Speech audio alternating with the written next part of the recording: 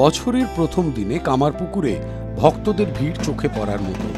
কামারপুকুরে ভোর রাত থেকেই বিশেষ পূজা পাঠ ও হোম যজ্ঞের আয়োজন। শ্রীরামকৃষ্ণ পরমহংস দেবের ভক্তরা কল্পতরু উৎসবে গোটা কামারপুকুর নাম সংকীর্তন সহযোগে প্রদক্ষিণ করে। বছরের প্রথম দিন মনোকামনা পূরণের দিন, তাই ভক্তরা এখানে আসেন তাদের মনের বাসনা পূর্ণ করার ইচ্ছে।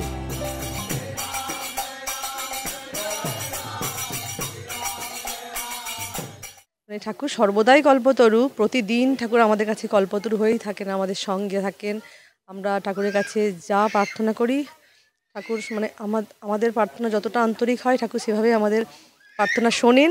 কিন্তু আজকে বিশেষ দিনে আজকে ওনাকে আমরা স্মরণ করি এই কারণেই, উনি আজকের দিনেই কল্পতরু হয়েছিলেন বলেই।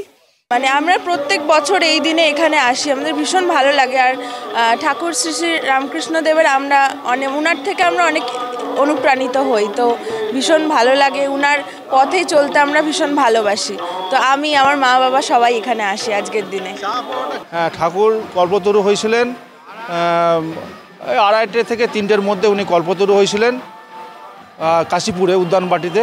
এখন ওই আজকের দিনে কাশীপুর উদ্যানবাটি কয়েক লক্ষ লক্ষ লোক সমাগম হয় দর্শন করার জন্যে, এবং কামারপুকুরেও প্রচুর লোক আসে দর্শন করার জন্যে। আজকের দিনে ঠাকুরের এই জন্মস্থানে ঠাকুরের জন্মস্থান করার জন্য এখানে আসেন। কল্পতরু কথার অর্থ হল ইন্দ্রলোকের সর্বকামনা পূরণকারী দেবতরু, অর্থাৎ যিনি সহজেই অন্যের ইচ্ছা পূরণ করেন। আমরা কামারপুকুর রামকৃষ্ণ মঠ ও রামকৃষ্ণ মিশনে এই দিনটি প্রতি বছরই যেমনভাবে উদযাপন করে থাকি, সেইভাবেই আমরা এই বছরও উদযাপন করছি। আমরা কামারপুকুরে আজকে যেমন সকালবেলা ভোরবেলা 4:30 সময় আমাদের মঙ্গল আরতি দিয়ে শুরু হয়েছে। তারপরে আমাদের বেদ পাঠ, গীতা পাঠ এবং অন্যান্য স্তোত্রাদি পাঠ হয়েছে। কল্পতরু উৎসব উপলক্ষে সকাল থেকেই কামারপুকুরে ভক্তের ঢল। ঠাকুরের কাছে আশীর্বাদ নিতে আসছেন ভক্তমণ্ডলী, যেখানে সকাল থেকেই পূজা অর্চনা চলছে এবং শুরু হয়েছে চণ্ডীপাঠ। ঠাকুরের যে মাটির বাসগৃহ, যে পুরাতন বাড়ি খড়ের চাল, সেই বাসগৃহতে চণ্ডীপাঠ চলছে। অন্যদিকে নাট মন্দিরে চলছে ভক্তিগীতি, আর ঠাকুরের এই মূল মন্দিরে চলছে পূজা অর্চনা। 1886 সালের 1 জানুয়ারি এই উৎসবের সূচনা হয়।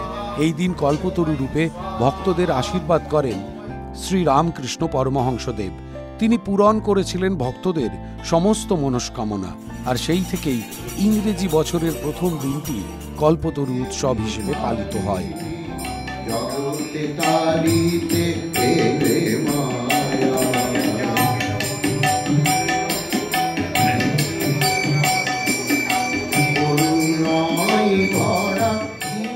কামারপুকুর ঠাকুরের জন্মস্থান ও কাশীপুরে রামকৃষ্ণ পরমহংসদেব তাঁর জীবনের শেষ দিনগুলি অতিবাহিত করেছিলেন।